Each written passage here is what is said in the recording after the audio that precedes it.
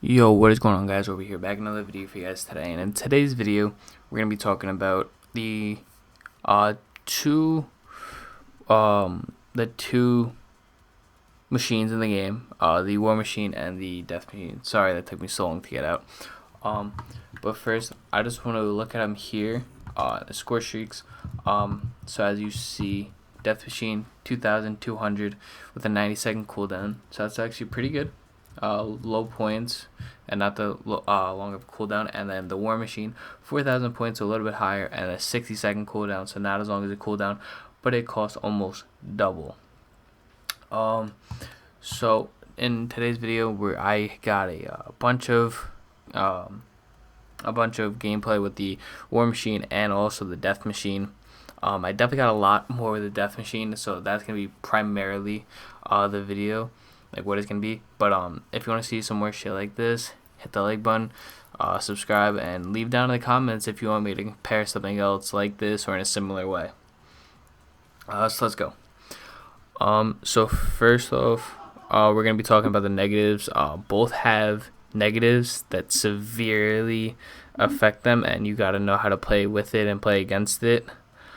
So we're gonna start off with the Death Machine. First, it takes forever to speed up, to just get it up to speed. That's probably the main focus, because if you run into somebody and they have 2 good brain cells, they're gonna kill you. So that's definitely the main bad thing about the Death Machine. Also, it's not 100% accurate. You can actually hit some pretty nice shots with it. It can be pretty accurate, but at close range, it is terrible. So there's more of a weapon to sit down with and lock an area down, which I am not very good at. I like to be pushing around a lot. So that's definitely one of the key factors about it. If you're using it, try and stay where you are. Don't try and challenge 2 double fights, but also don't just be sitting in the corner with it, because then you're just wasting it. But the down effects of the War Machine is EOD kills it. It makes it terrible, and then also, not EOD. Sorry, I was playing Modern Warfare. Not EOD. Flat Jacket makes it almost no difference really, and you're gonna get beamed every time. And trophy systems do catch the grenades. So if they're trophy system around, or if they're have EOD on, Flat Jacket on, which a lot of people do run Flat Jacket, it can make the War Machine very, very bad. The War Machine is definitely a lot better to push around with, and it is actually pretty good in close quarters if you have Flat Jacket on. Because the grenades almost do no damage to you if you shoot them right at your feet. So that's definitely something you probably want to run Flat Jacket with it.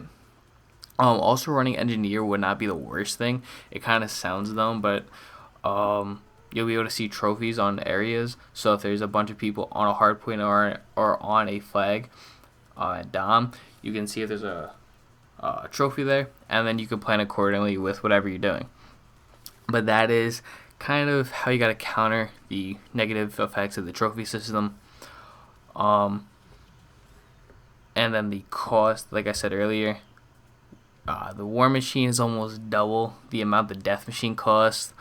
With both of them, you can definitely go on some pretty long streaks, but at the same time, you can also die without doing anything with them.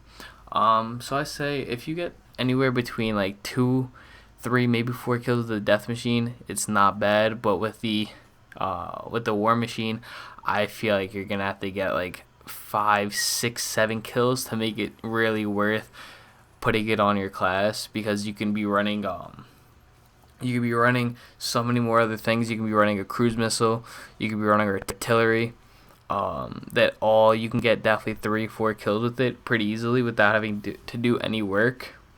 But both things, though, with the Death Machine and the War Machine, they add on to your score. So if you do have a higher kill streak, say that you have a VTOL or a chopper gunner also, or a harp, it will track up. So if you're already on a 3 kill streak, you can pop that out, get a couple kills with it. Now you're on like a 7 or 8, and the multiplier on that just is crazy when you get kills with it. So yeah, that's definitely, it's definitely pretty close between the two, but I'm gonna have to say the Death Machine is better in the way that I like to play, and with the effects of it. Because if you have a harp up or if you have a UAV up, you can tell exactly where people are, and not being able to, and if you can pre-fire it, it can be amazing. It doesn't really have great bullet penetration through walls, but it just melts if they're in your sight line. So that's definitely something you can't be in close quarter areas with it, but you can definitely push around with it if you're smart. The War Machine just costs too much for how much work you have to do with it to make it work. Also, I'm not very good with the War Machine, and it's also kind of ass at range. The Death Machine is great at range. It's not great, but it's really good at range because it gets so many bullets down and just such a large area at once. So I'm definitely gonna have to give it to the War Machine. But if you guys disagree with me, put that down in the comments. Tell me what you guys think about it. Overall, if you like the Death Machine, if you like the War Machine more, tell me down in the comments what you think. If you have any other points that you want to tell me, definitely let me know. And yeah, I'm gonna catch you guys later. Be easy.